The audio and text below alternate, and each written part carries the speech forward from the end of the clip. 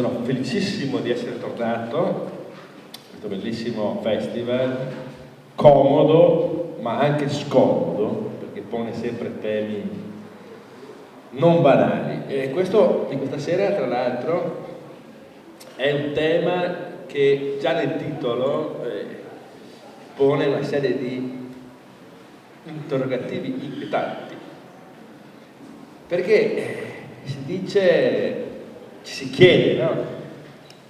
Come risolvere il difetto di fede. Io poi lascerò la parola ai miei due compagni di viaggio, ma introdurrò brevissimamente un po' il tema.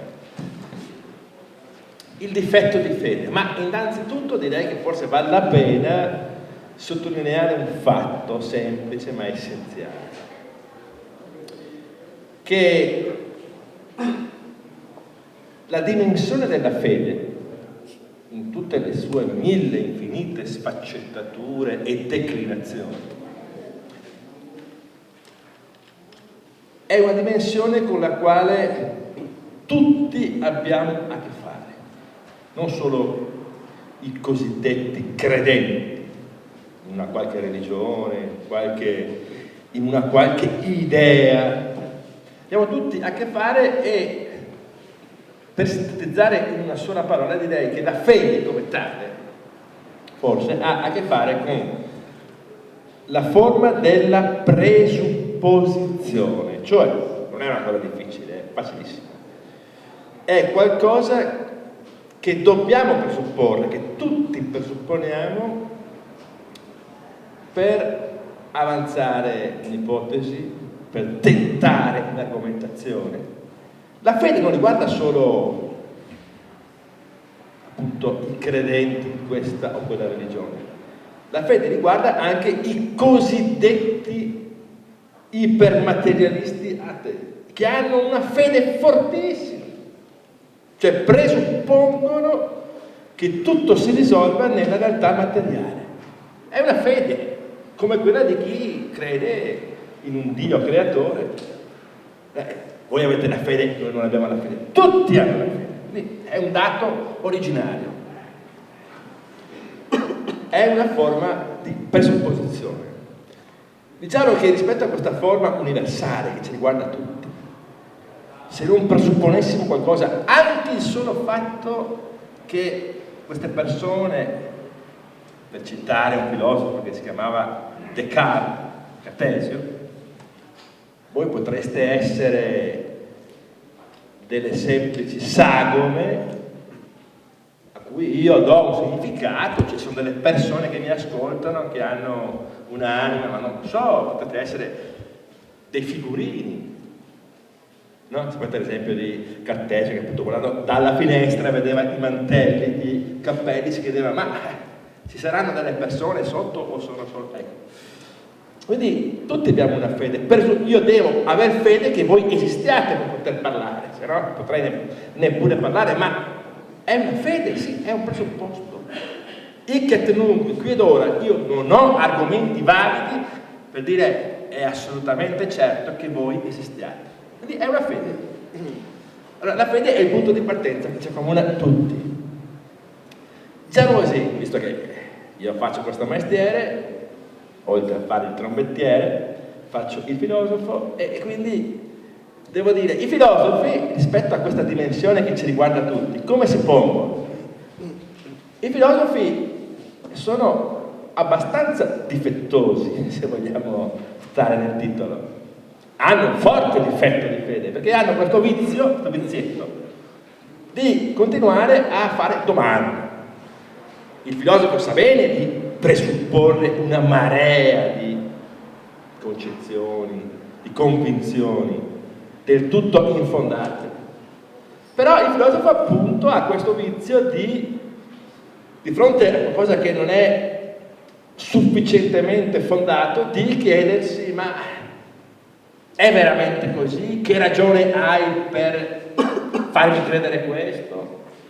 Il filosofo quindi è sempre in difetto di fede, ha le sue fedi fortissime, ma se è un buon filosofo dovrebbe fare di tutto per, come dire, mettere in difficoltà le proprie fedi.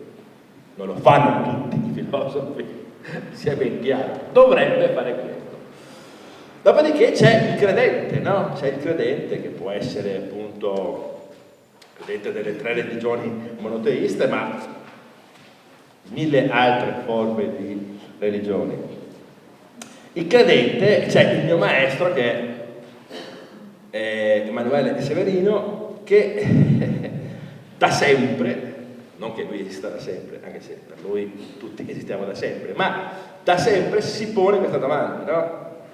Dice, ma il credente è veramente un credente? Ha fede veramente? O la sua fede chiama in causa necessariamente il dubbio? La fede è legata al dubbio, non c'è fede se non c'è dubbio. E mentre c'è una dimensione che è quella veritativa, vera, ben fondata della filosofia, che è l'unica che invece può sbarazzarsi, togliere di mezzo il dubbio. Il credente è sempre inquieto, la sua fede vacilla spesso, vacilla continuamente forse, va sempre rinforzata, rinsaldata, interrogata. Allora la fede è vero, qui io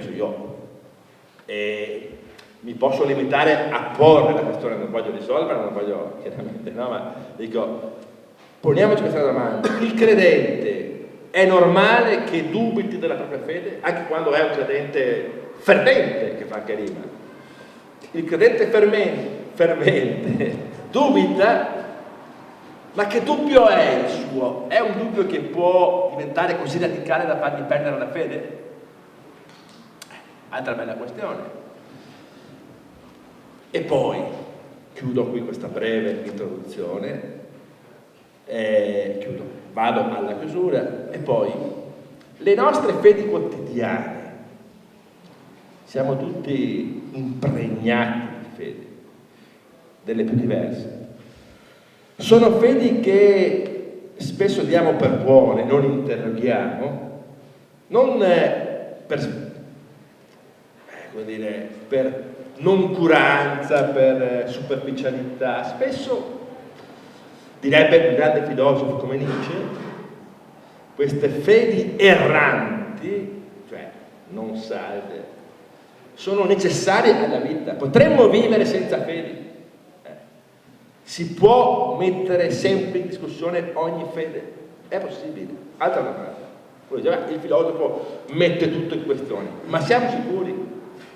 Il filosofo nella sua vita, nella sua pratica, davvero mette tutto in questione? O la vita ha bisogno di errare, ha bisogno di affidarsi con fede? Una delle esperienze più comuni, quella per esempio dell'amore, no? Cioè, se non ci si affidasse, è una fede totalmente infondata, totalmente appesa sul nulla, no? Però non vivremmo se non fossimo capaci di queste fedi. Quindi, ecco, oggi i discorsi invece che si fanno nel nostro tempo, nelle discussioni pubbliche, nell'attualità, nei mass media, si parla, qui c'è un autore che su queste cose ha scritto molte cose,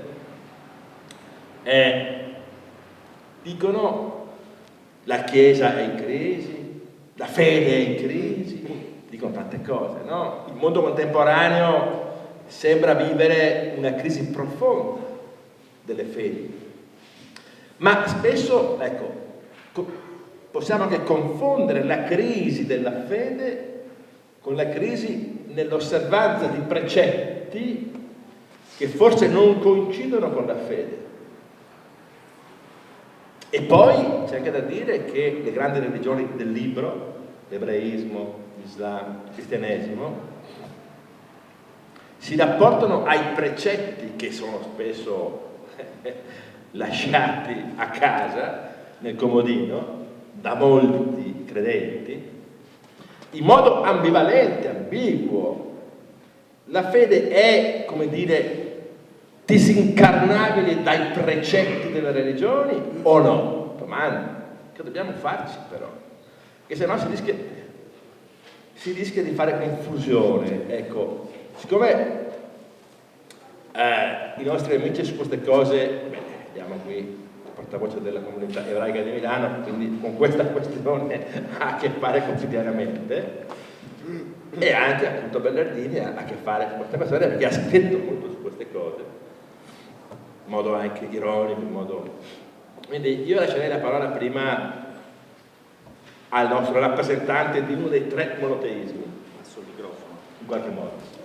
Io, innanzitutto, mi sentite? Grazie per l'invito ed è un vero piacere essere qui con voi. Devo fare una premessa: le comunità ebraiche hanno una struttura molto particolare, cioè c'è la parte laica, che è qui rappresentata da me, che si occupa dei problemi, diciamo, del rapporto tra l'ebraismo italiano, le comunità e la società, per cui la parte politica e la parte religiosa. Molto spesso la parte politica e la parte religiosa del rabbinato si scontrano, no? Perché c'è questo rapporto così.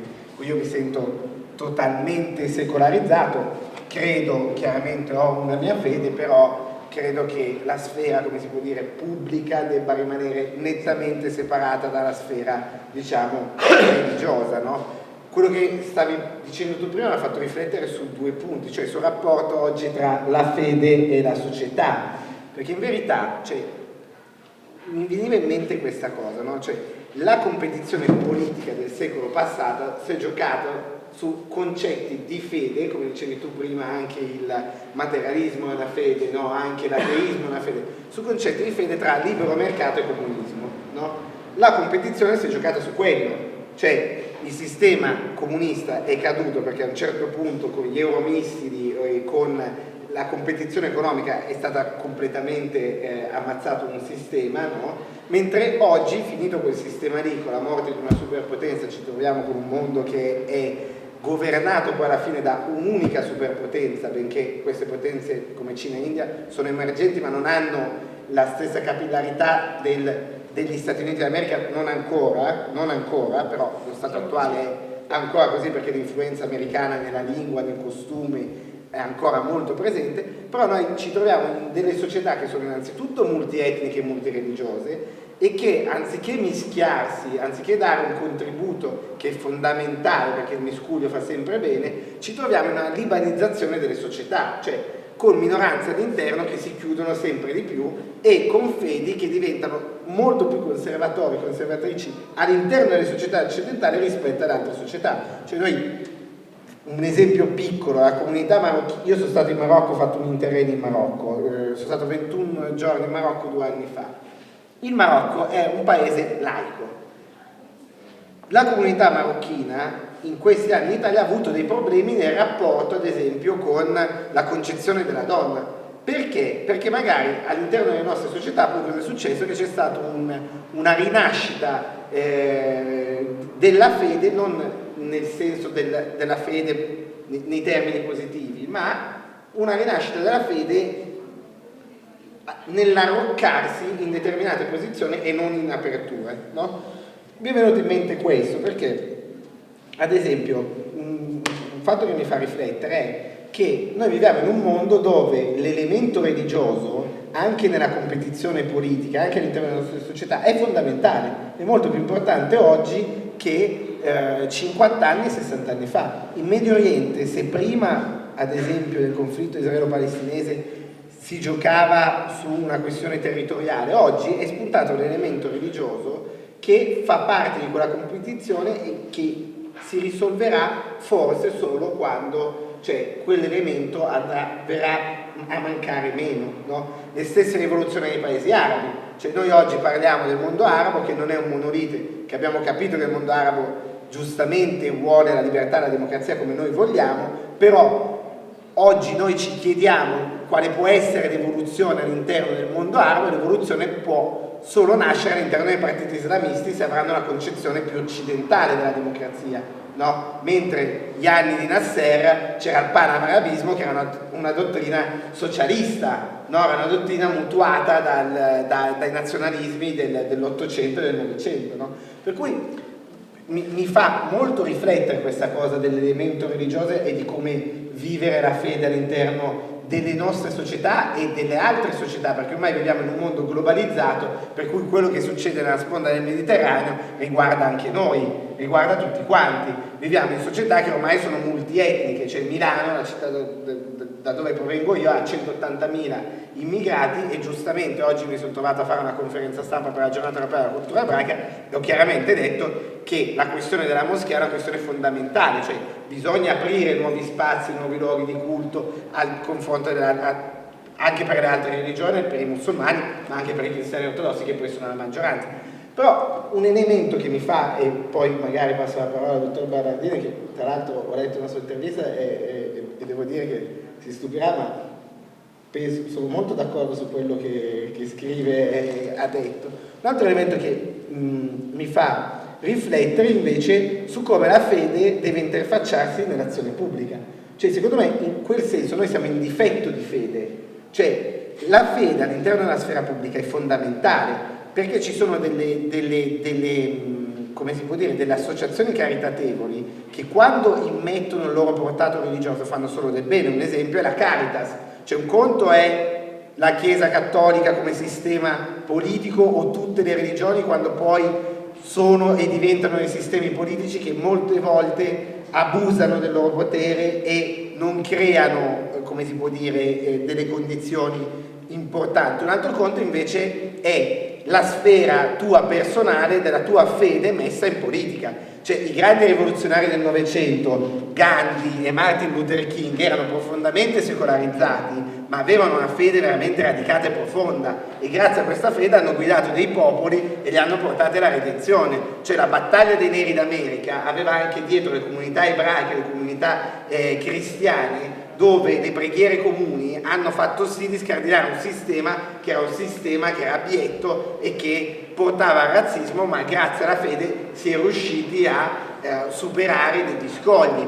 L'ultima cosa è Barack Obama, no? Poi lasciamo perdere l'operato politico, possiamo parlarne o meno, ma nel suo messaggio di speranza nella campagna elettorale era un messaggio imperniato di fede, cioè anche nei suoi libri l'elemento fede è un elemento importante. Se noi oggi vediamo i politici italiani, l'elemento fede, l'elemento di saper raccontare di una speranza non c'è. Cioè, i 17 anni berlusconiani, no? L'elemento della speranza, della fede, di una vita migliore, eccetera, anche come nasce non c'è stato, perché l'abbattimento delle tasse, girare l'economia, eccetera. Invece il saper cambiare la società, un miglioramento della società anche per riguardante, come si può dire, il miglioramento dell'uomo, che poi è quello della fede, non c'è stato. Cioè, noi viviamo in sistemi che i 10 comandamenti, se si vedono bene, no, sono le costituzioni di tutti i paesi occidentali. Cioè, non uccidere, non rubare, non desiderare la moglie degli altri, tutti questi elementi sono elementi, quello un po' di meno però, sono elementi che sono mutuati dalle nostre costituzioni e della fede. Però è fondamentale separare la parte, come si può dire, politica, no? La essere secolarizzati dalla parte della fede, perché io credo che noi viviamo in un mondo, soprattutto in Italia, dove c'è una commistione tra la parte, diciamo, politica e la parte di fede, dove poi ci sono delle fedi che poi all'interno della sfera pubblica, no, non è che puntano la loro azione politica nel migliorare le persone, ma utilizzano la strumentalità delle religioni per poi, no, avere più potere politico. E questo secondo me noi lo dobbiamo evitare, anzi secondo me nella politica la fede può ancora essere importante, può ancora essere fondamentale per, come si può dire, migliorare la nostra società. E quello che si vede, e qui concludo, sia all'interno della società occidentale, sia all'interno del mondo orientale, ma anche in altri mondi, è che si è sempre più conservatori sull'elemento della fede e non si ammette che la verità mia può anche essere diversa dalla verità di un altro, e che secondo me noi dovremmo anche ammettere che determinate verità possono essere giuste in determinati luoghi e altre verità possono essere giuste in altri luoghi, e non per questo le verità di altri luoghi sono sbagliate rispetto alle nostre. Grazie.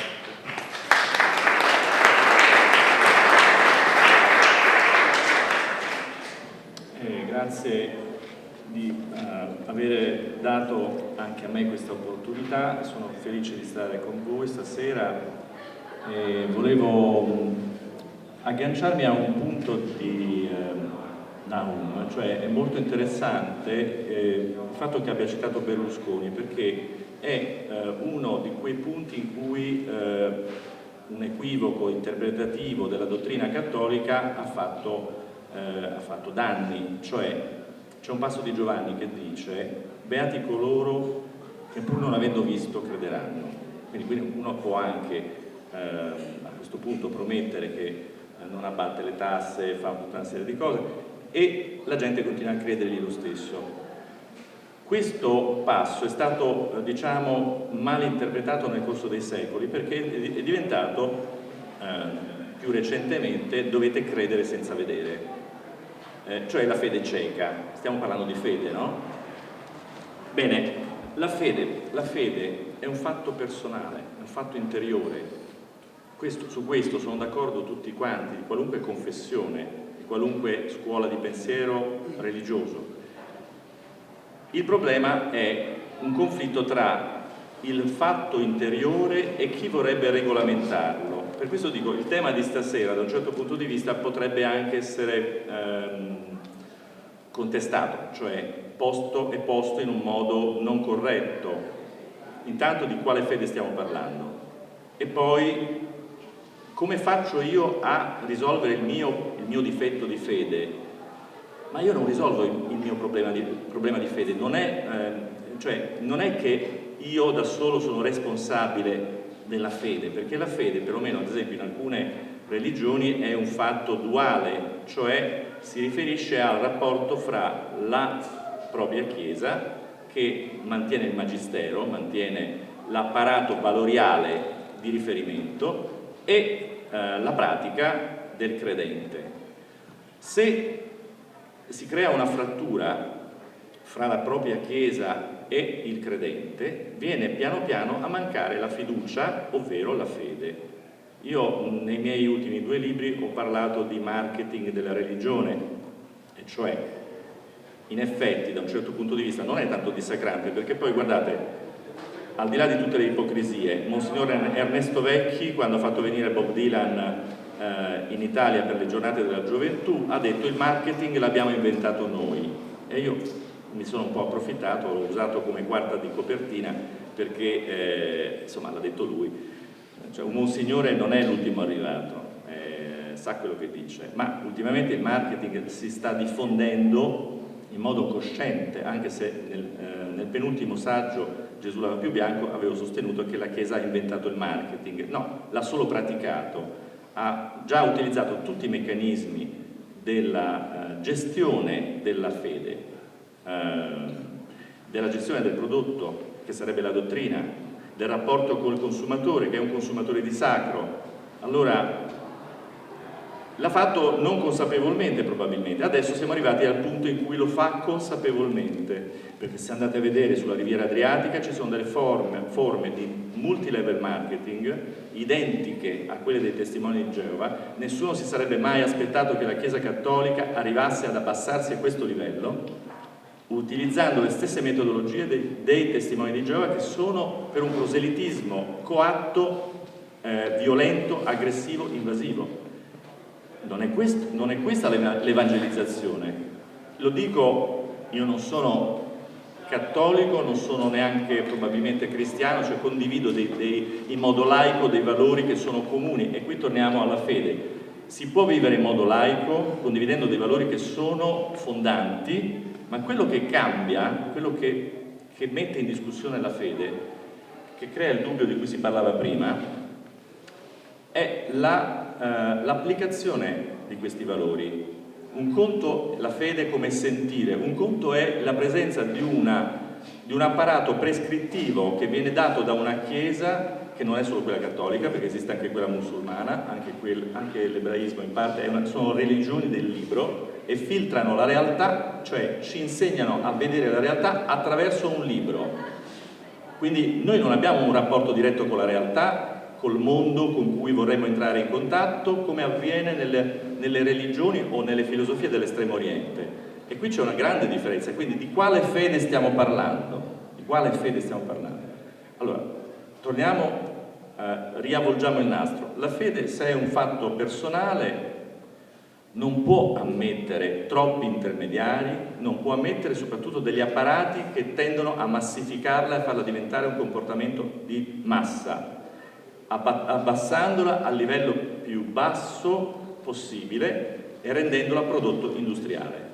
In più, oltre a questo, c'è il pericolo che non ci mettiamo d'accordo sui valori, sull'apparato valoriale, cioè io la mia fede la esprimo applicandola secondo i precetti che sono... Quali precetti? Ci sono oltre 20 modi di vivere il cristianesimo all'interno della Chiesa Cattolica e hanno valori completamente diversi, spesso molto molto diversi, perché Gregorio Nazianzeno dice che il corpo è un amico e dobbiamo abbracciarlo, dobbiamo rispettarlo, mentre all'interno dell'Opus Dei ancora si crede nella mortificazione della carne e siamo tutti cristiani. Ma com'è possibile questo? Allora la fede vacilla di fronte a questo relativismo che è quello contro cui si scaglia Ratzinger, ed è per questo che vacilla, ma non sono teorie, cioè non si può pensare che la fede venga infusa come un liquido che scende dall'alto nella nostra tazza e la riempie. La fede viene scoperta, è una rivelazione, è un percorso molto molto difficile che ognuno fa per conto suo, non può essere industrializzato, non credo, perché poi a quel punto entrano anche le prescrizioni. Come si fa a venirne fuori? Ma allora, schematizzando, poi passo la parola, schematizzando, purtroppo mi dispiace, è venuta fuori una nuova moda a partire dagli anni 2000, mentre io scrivevo Gesù l'aveva più bianco e Mara Einstein, la mia amica Einstein, scriveva un altro libro analogo, siamo in ottimi rapporti, siamo in contatto, sul mercato del sacro, ma lei la metteva più sul piano commerciale, io la mettevo sul piano strategico e sul piano concettuale. Contemporaneamente, in ambito cattolico, sono usciti fuori dei sociologi della religione che si chiamano Stark e Finke, Rodney Stark e Finke, e hanno tirato fuori la teoria dell'economia religiosa. L'economia religiosa, cioè tutto sommato, le religioni hanno un'offerta per il consumo del sacro. Esiste una domanda di sacro, cioè la fede che cos'è? È la risposta personale, il sentimento che muove verso il sacro inteso in senso lato, a livello individuale.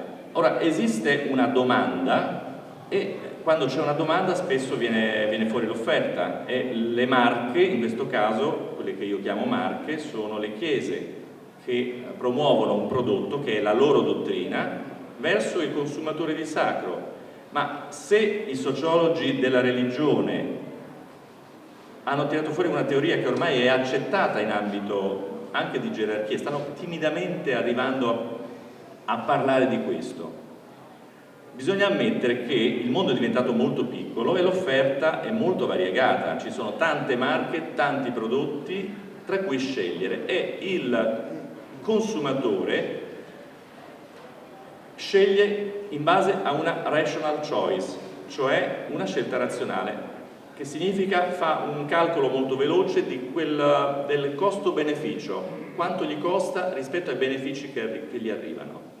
Questo quando c'è la perdita di fede. Non è che io mi aggiusto la fede, adesso il mondo è molto piccolo, c'è molta comunicazione, c'è molta più informazione ed è molto più facile che io esca dalla Chiesa cattolica e vada in un'altra chiesa, come è successo recentemente.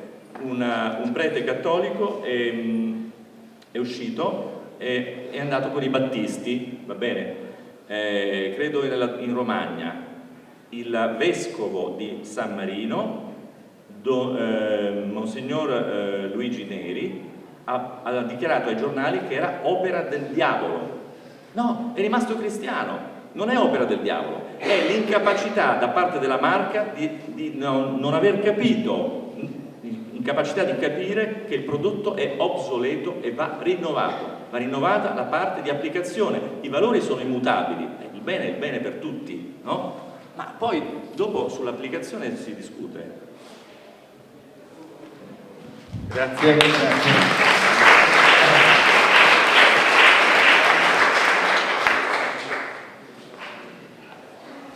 Io provo a corrispondere alle vostre belle provocazioni e dopo facciamo un altro veloce giro, e però dopo vorrei che invece anche il pubblico intervenisse provocandosi intorno a questi temi che sono temi davvero cruciali.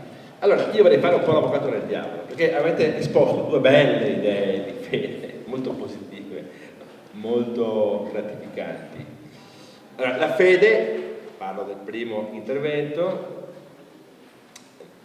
adesso sintetizzo in modo brutale, quindi perdendo inevitabilmente molte delle cose che hai detto, però dici, anche in personalità laiche, non certo rappresentanti di chiese, così, si è dimostrata essere un elemento fondante.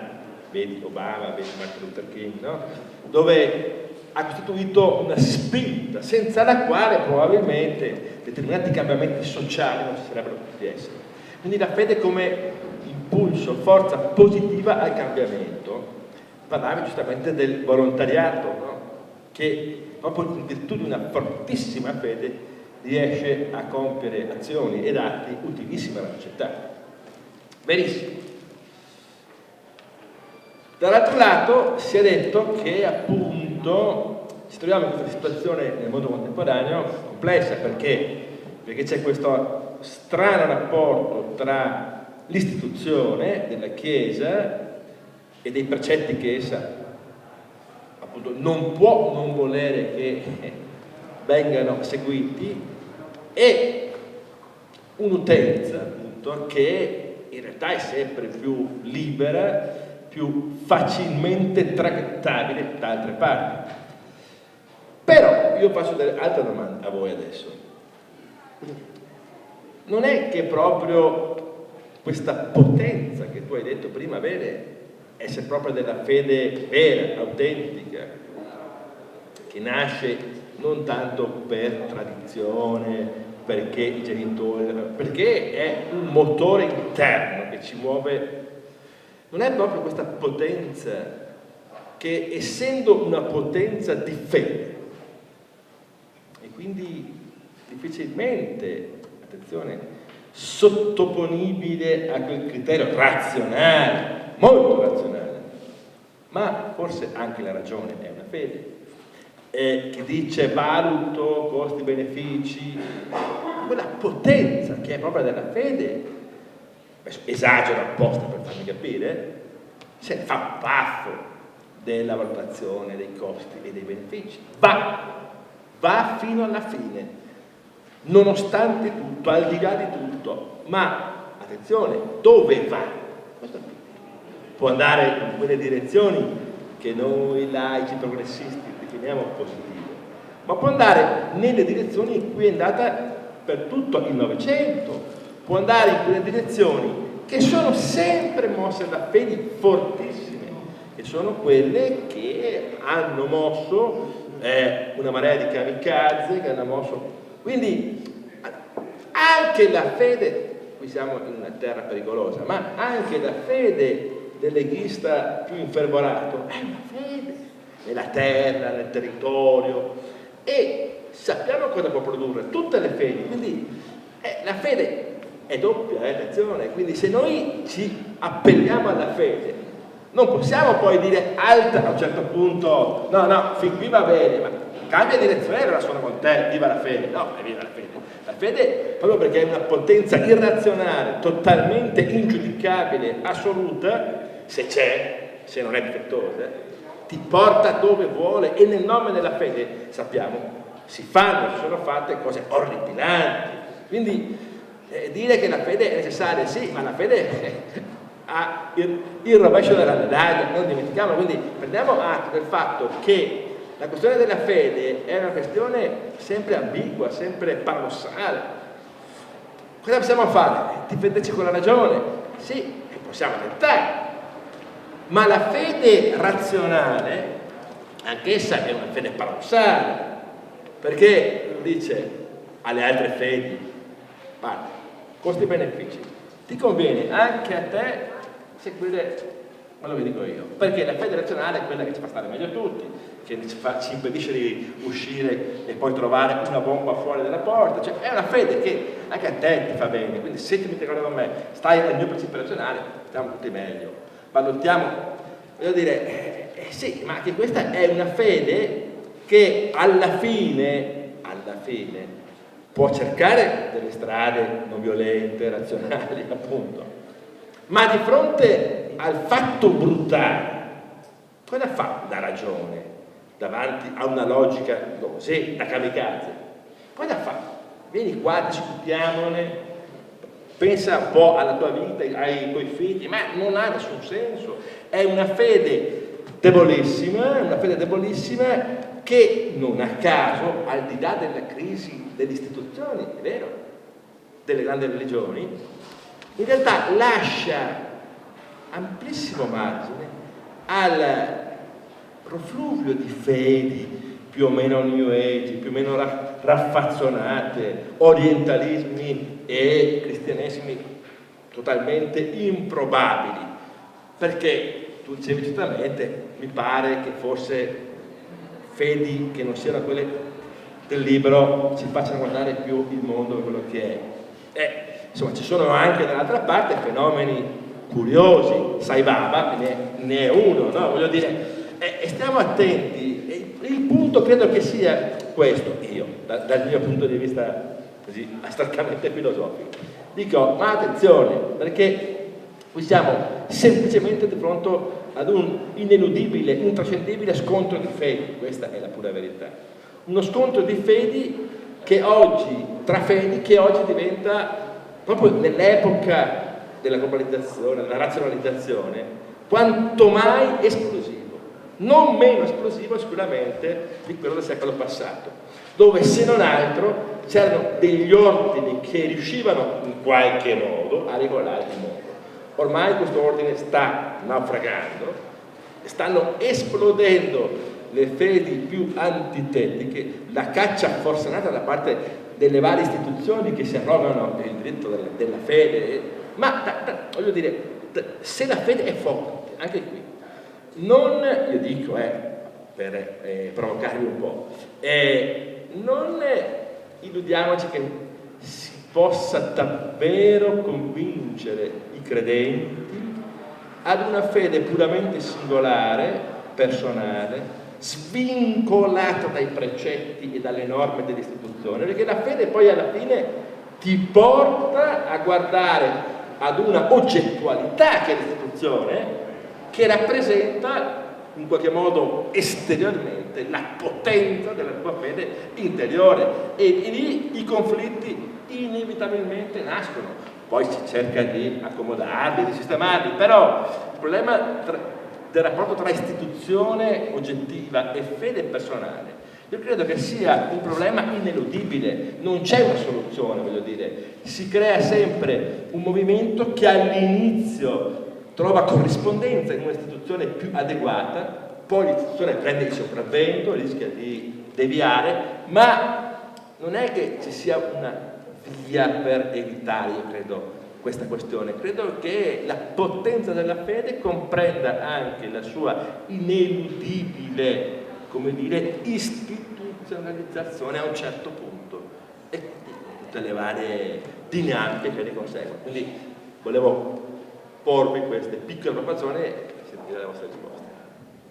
Grazie. Chiaramente un po' ripeterei quello che ho detto prima, no? Però vado sul punto. La questione è secondo me è semplice. Io mi ricordo un bellissimo libro di Amartya Sen, Identità e violenza, cioè l'introduzione di quel libro è l'episodio di Amartya Sen, 12enne, che vede ammazzata una persona per strada perché è di una religione diversa, no? L'abbiamo anche detto fondamentalmente prima, cioè noi viviamo in un mondo dove l'elemento religioso rispetto al mondo precedente governato da due superpotenze è centrale, cioè l'elemento fede oggi in contesti politici è ancora più importante rispetto altrove. Abbiamo parlato prima del Medio Oriente ed è così, cioè il panarabismo era una dottrina socialista che mutuava i nazionalismi dell'Ottocento e del Novecento. Oggi il mondo arabo, ma anche altre parti del mondo, hanno un sentimento religioso che forse è, come si può dire, quasi estraneo alle loro società del Novecento, no?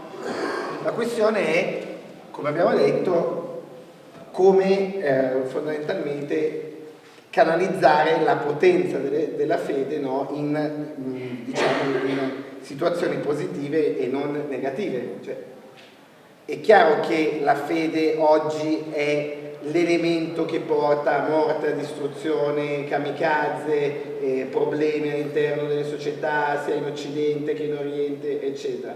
Però può anche essere l'elemento che può redimere quelle società, no? Abbiamo detto prima, Gandhi nella battaglia del sale, l'elemento religioso era un elemento fondamentale.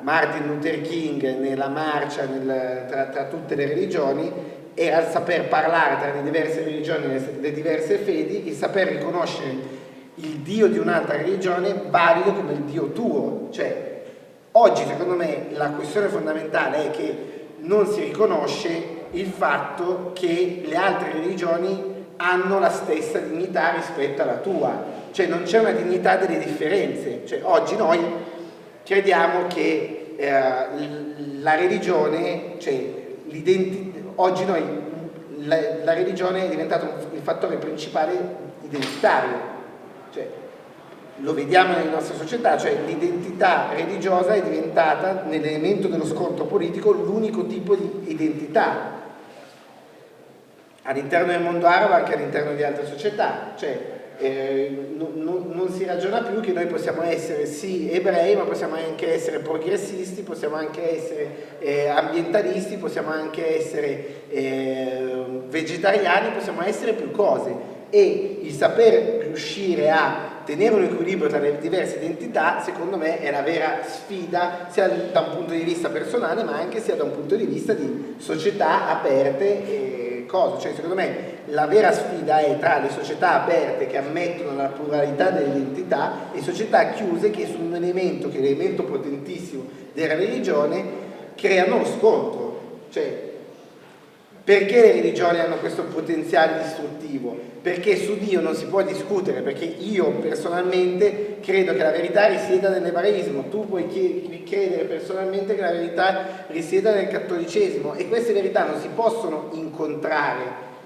Questo è il punto, non si possono incontrare se c'è una chiusura, mentre si potrebbero incontrare con l'intelligenza nel vedere anche il Dio di un'altra persona anche negli occhi del diverso o dello straniero. Vediamo cosa sta succedendo in Italia con la minoranza islamica, cioè non è che non ci siano problemi, cioè c'è una concezione, non dobbiamo neanche scadere nel relativismo culturale, cioè ci sono determinati gruppi etnici in Italia che hanno una concezione del ruolo della donna diverso rispetto al nostro, e noi non dobbiamo ammettere questa concezione di infibulazione o pratiche di questo genere, perché sono poi pratiche che non sono neanche presenti all'interno delle loro religioni, perché fondamentalmente per me la cartina di tornasole del dibattito laico tra le religioni è la Dichiarazione Universale dei Diritti dell'Uomo, che racchiude dal mio punto di vista il meglio di tutte le religioni monoteiste, ma anche delle religioni New Age che si stanno affacciando oggi.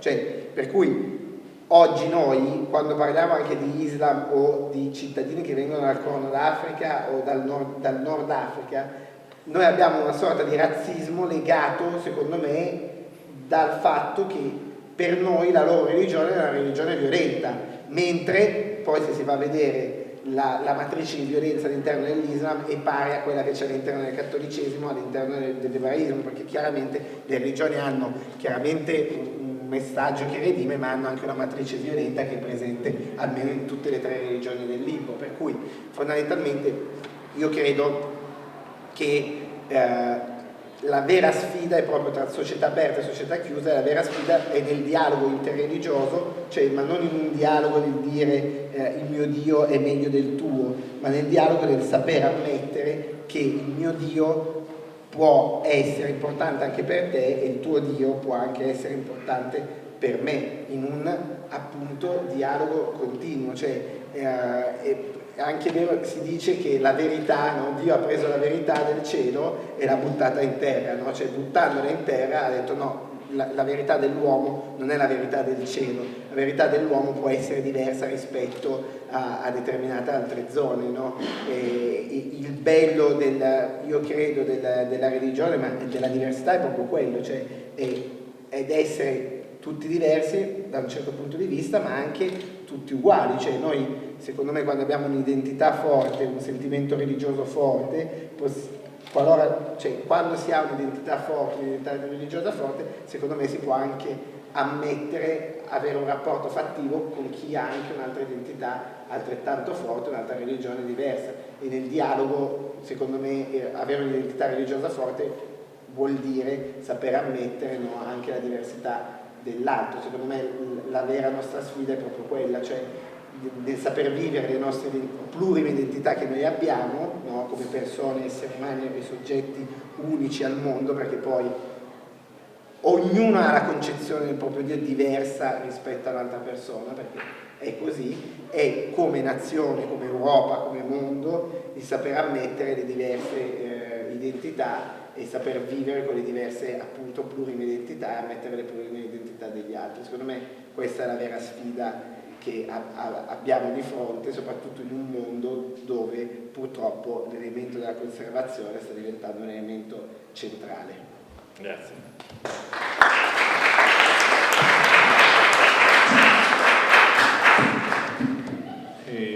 Io vorrei riprendere la questione c'è una sovrapposizione terminologica che rischia di fare confusione.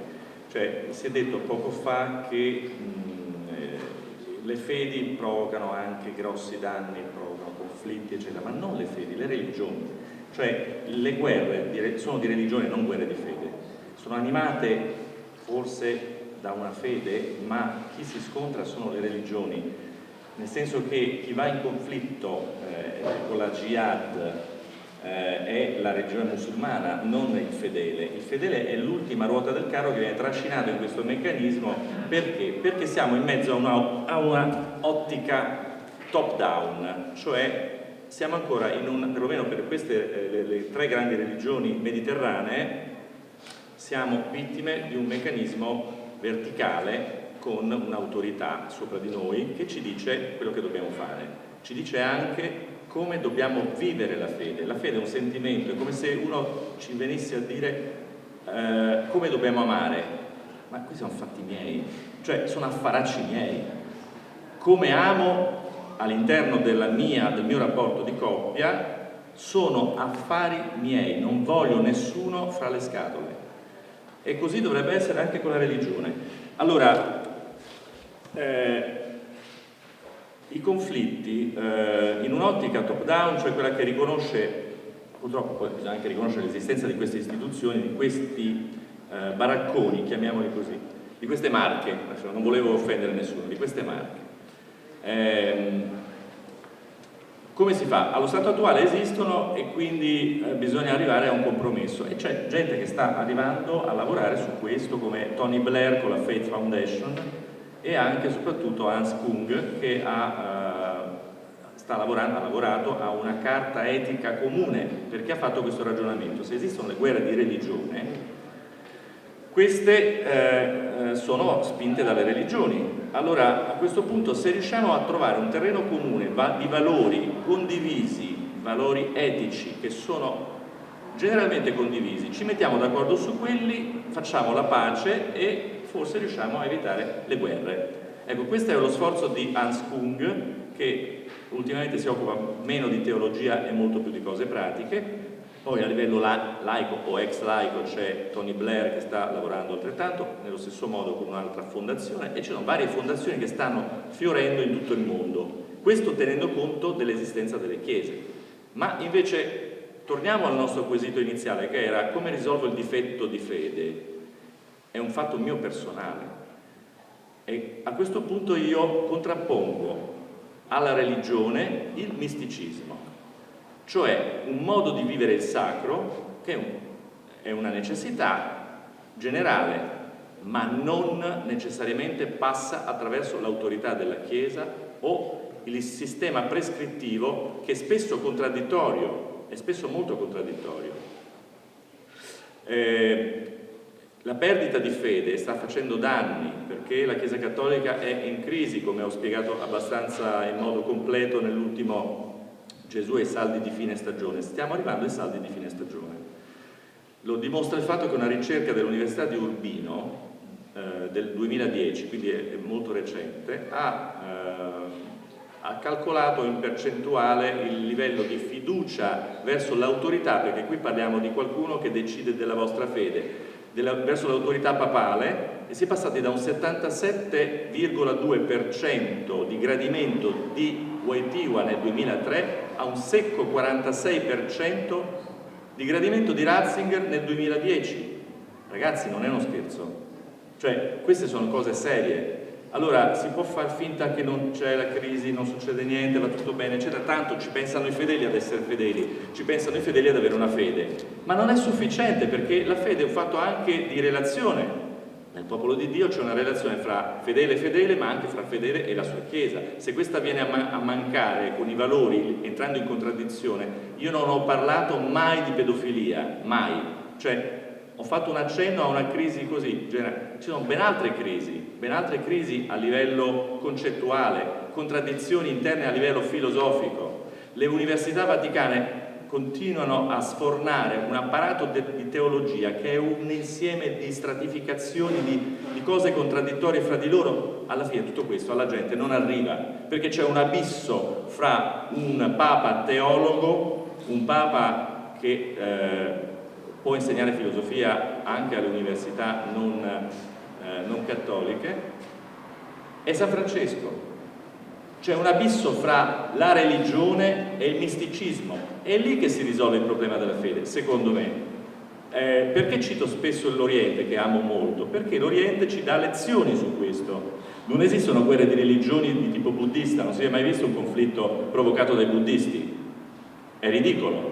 Ma neanche dai taoisti. Perché vengono dal politeismo? Perché vengono da una concezione più aperta, tollerante. Quando invece c'è di mezzo un papà più grosso e il mio papà più forte del tuo, il mio papà te lo fa vedere, eccetera, e questo è un problema, perché si creano dei fenomeni di intolleranza, di scarsa capacità di accogliere il prossimo, che poi alla fine in ambito cattolico sono contraddittori, perché il cattolicesimo, il cristianesimo dovrebbe essere l'accoglimento, l'apertura verso il prossimo. Quindi queste sono contraddizioni che escono fuori continuamente. Come può qualcuno decidere per la vostra vita?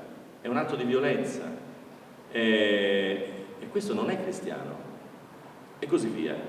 Posso fare un sacco di altri esempi.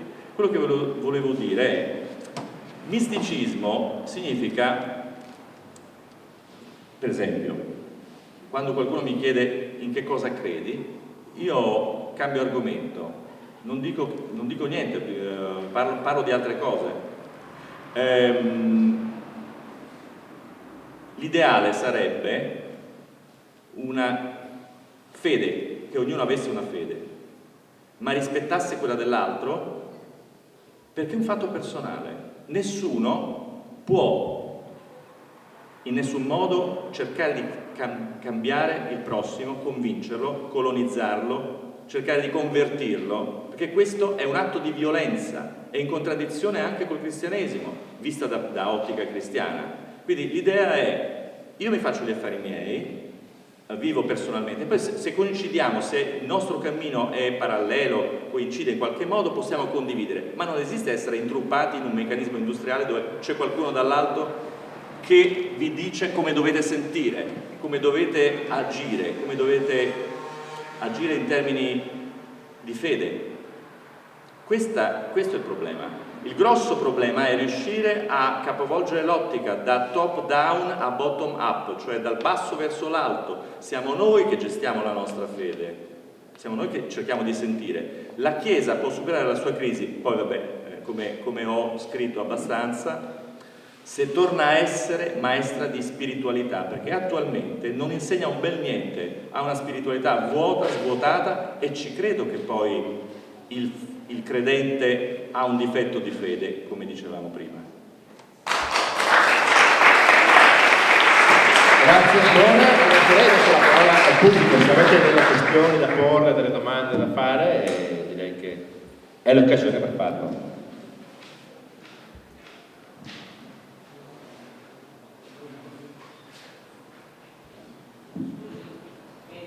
Però non sono una filosofo. Chi è filosofo?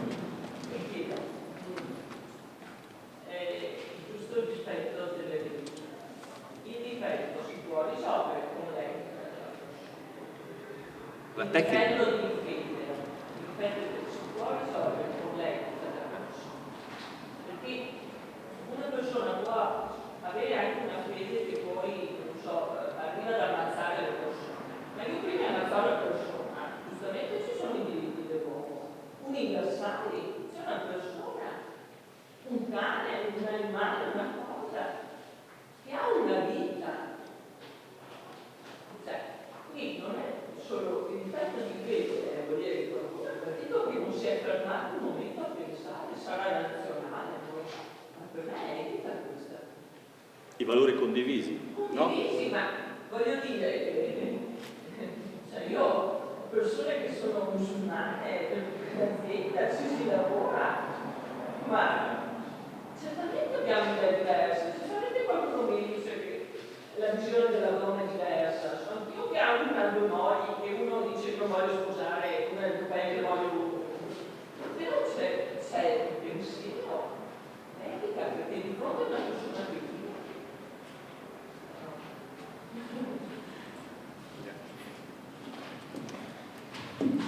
io dico che siamo tutti tanto buoni. Ma nel concetto di fede c'è anche il concetto dell'aldilà, c'è del premio della vita ultraterrena, ci fermiamo sempre a un concetto etico, sociale, diciamo di relazioni. Cioè non è questo concetto nella fede, mi pare che una delle basi, cioè quando uno crede che c'è qualcosa anche nell'aldilà, sostanzialmente non ci ha fatto credere questo concetto non entra assolutamente. Una domanda che mi viene così spontanea. Posso? Cioè, la questione dell'aldilà, io non entro in questioni teologiche perché non sono un teologo, sono di formazione filosofo, però mi piace molto la logica anche. L'aldilà è stato usato come uno spauracchio dalle principali religioni mediterranee come premio finale, un'ottica assolutamente infantile, cioè quella che non fa crescere le persone, cioè si spaventano le persone con la logica del premio-punizione e le persone non crescono spiritualmente, non diventano mai adulte, continuano anche da adulte a vivere nella paura o nella speranza dell'aldilà, del premio eterno, della punizione eterna. Questo è assolutamente infantile. Però aspetta, nella religione c'è la redenzione, non in tutte le religioni.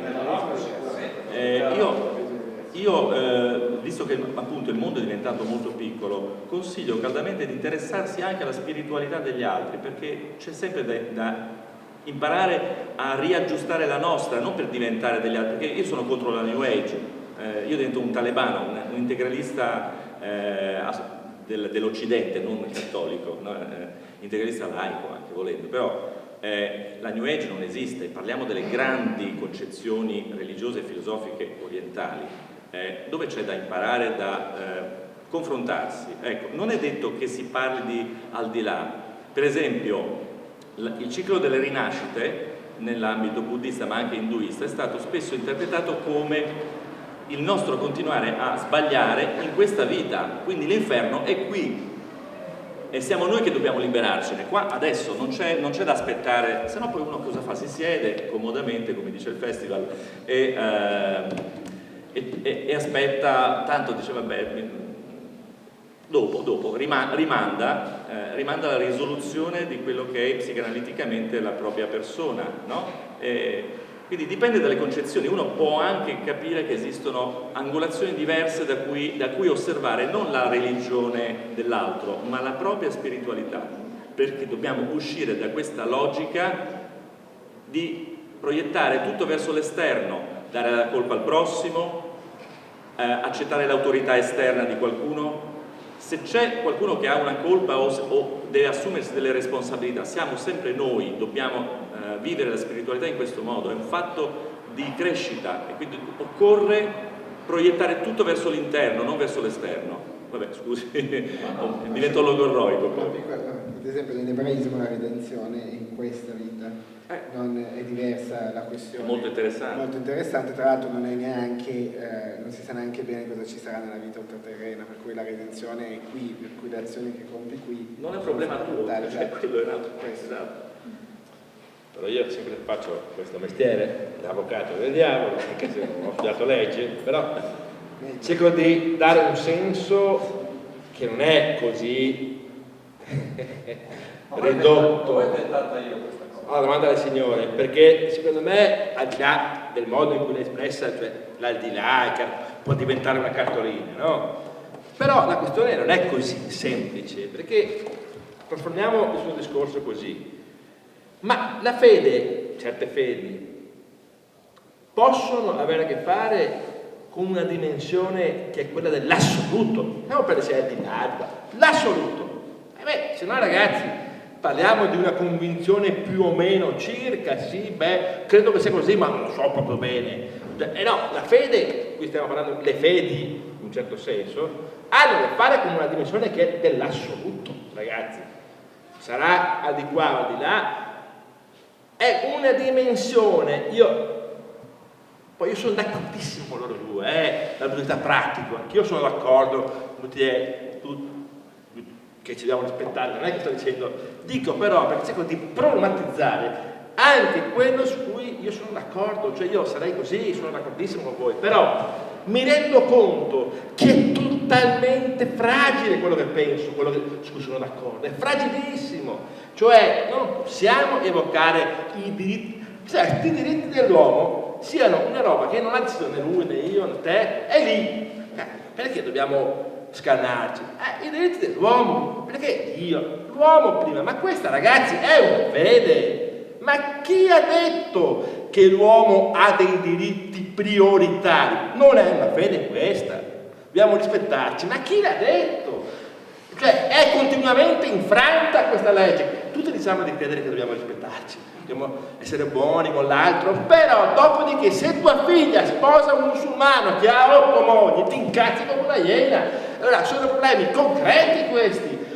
Rispettiamoci fin tanto che siamo d'accordo sulle cose che a me fanno comodo. La democrazia, la razionalità, ragazzi, è troppo facile. Siamo smentiti quotidianamente, ma non perché gli uomini sono brutti e cattivi, perché le questioni sono radicali, complessissime, contraddittorie.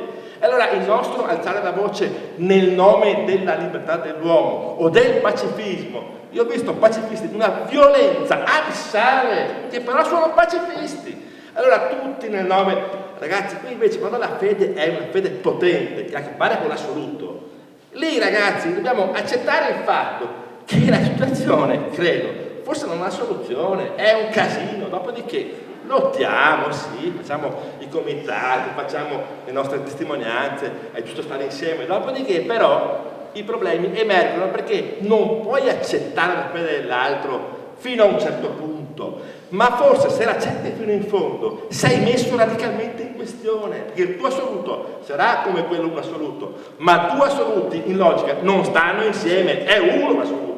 Platone l'aveva già capito. Faccio una breve nota quindi Paolo. Una breve nota, non vi spaventate perché in realtà questo è un metodo molto, molto noto, cioè quello che quando tutto sembra chiaro andare a scavare, a cercare dov'è che non funziona, e questo è di chi cerca l'assoluto appunto, ed è una cosa che appartiene anche in filosofia della scienza al pensiero di Karl Popper, e quindi l'idea è quella di rompere le scatole fino alla fine finché non troviamo l'assoluto, no? Cioè negare, contronegare, ricontronegare fino a quando non troviamo una cosa che si regge in piedi da sola. Dico bene? Ascolto. Mi fate venire in mente, posso? Vabbè. Mi ha fatto venire in mente una cosa, un midrash. Un midrash è una storiella ebraica, no? E il midrash praticamente è una storiella ebraica che per far capire una determinata questione la mette su una storia. E mi è venuto in mente questo Midrash che secondo me può anche essere importante, che può anche essere un insegnamento per la politica italiana, ma anche per le comunità religiose, perché fondamentalmente, cioè, è vero che la fede deve rimanere un fattore privato, ma all'interno delle comunità religiose la fede è un elemento fondamentale, cioè nel senso se c'è il prete illuminato di periferia, il prete illuminato di periferia può fare veramente tanto per la propria comunità rispetto a un prete che magari può essere, non so, il prete secessionista, eccetera. Mi è venuto in mente questo Midrash, no? Praticamente un rabbino, a un certo punto il figlio di un rabbino impazzisce e crede di essere una gallina e si comporta da gallina, si mette a fare la gallina, mangia come una gallina, beve come una gallina. Il rabbino disperato a un certo punto chiama un grande maestro e gli fa: guarda maestro, ho questa cosa di mio figlio, crede realmente di essere una gallina, si mette, fa i bisogni come una gallina, mangia con il becco e tutto quanto. Il maestro vede che realmente questa persona si comporta come una gallina, a un certo punto fa: ho trovato la soluzione. Si mette vicino a questa persona che crede di essere una gallina e inizia a fare anche lui la gallina, per cui beve con il becco, non mangia con le mani, fa i bisogni come una gallina, eccetera, eccetera. A un certo punto si mette a questa persona e fa, davanti a questa gallina, fa: ma sai che quasi quasi, perché mangiare? È vero che siamo galline, ma perché mangiare con il becco? Mangiamo con le mani che è più comodo. E questo si mette a mangiare con le mani. A un certo punto gli fa: ma perché dobbiamo fare i bisogni così? Facciamo i bisogni così. E questo si mette. A un certo punto si mettono sulla tavola evoluzione, a un certo punto si guardano e fanno: ma guarda, sai, quasi quasi, no? Perché bere l'acqua con il becco e non berla con le mani? Questo beve l'acqua con le mani, lo guarda, a un certo punto fa: ma guarda, sai che forse galline non siamo, no? E questo si salva. E questo Midrash prende anche la parabola della scala di Giacobbe, dell'angelo. A un certo punto, la sapete tutti la storia, no? Giacobbe si trova in questo sogno, la scala dell'angelo, fa questa lotta con l'angelo. A un certo punto la sera sogna questo angelo, questa scala degli angeli, no? L'angelo che prende, sale su e scende giù. Allora, qual è il significato sia della questione della gallina sia della questione dell'angelo di Giacobbe? Che il grande maestro sa scendere in basso, dunque essere una gallina, no? E rapportarsi anche con chi ha necessità, ma sa anche andare su in alto, cioè portare ad elevare le persone. Forse la vera questione negli scontri di religioni è proprio quella che noi anche in Italia, e questa è la politica, abbiamo persone che sanno sì scendere veramente in basso, ma non sanno elevare le persone, o abbiamo comunità religiose che sì sanno scendere in basso o raccattare soldi eccetera, ma non sanno poi elevare le persone su questioni che possono essere universali per tutte le religioni, cioè la pace nel mondo, che sì sono argomenti belli eccetera, ma la convivenza tra i popoli è quello. Cioè, chiediamoci, facciamo una vera analisi secondo me su questo, perché è vero che le religioni sono violente, l'identità sta diventando unica e non plurima eccetera, però è anche vero che quei grandi maestri come Gandhi e Martin Luther King hanno saputo scendere in basso ma anche elevare il popolo in alto, e ci sono state e hanno fatto delle grandissime cose sulla battaglia della redenzione dell'uomo, per cui forse anche su questo dovremmo ragionare.